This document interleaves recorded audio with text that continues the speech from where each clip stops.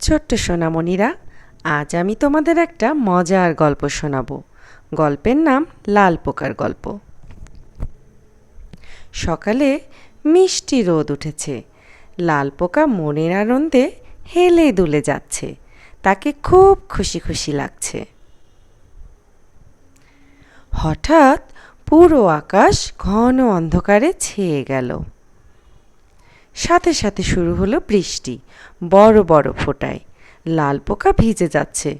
বৃষ্টি থেকে বাঁচার জন্য সে কি করবে এখন? কোথায় লুকাবে?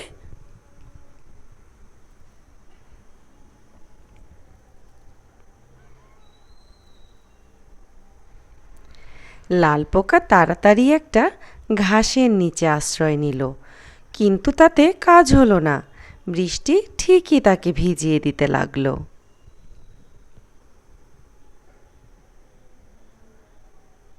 এবার লাল পোকা একটা কাঁটাওয়ালা ডালের নিচে আশ্রয় নিল। এবারও কোনো কাজ হলো না। লাল পোকা বৃষ্টিতে ভিজতে থাকলো।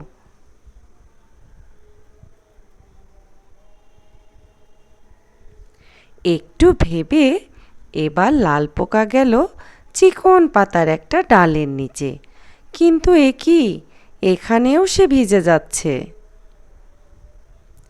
শেষে লাল পোকা তাড়াতাড়ি গেল একটা কচু পাতার নিচে। যাক বাবা, এ পাতাটা বেশ বড়, এখানে আর বৃষ্টি পড়বে না। দৌড়ে দৌড়ে ক্লান্ত লাল পোকার চোখে রাজ্যের ঘুম নেমে এলো। ঘুমিয়ে এসে স্বপ্ন দেখল বন্ধুদের সাথে মজা করে খেলছে। আহ, কি আনন্দ! বৃষ্টি শেষে ঝকঝকে রোদ উঠেছে।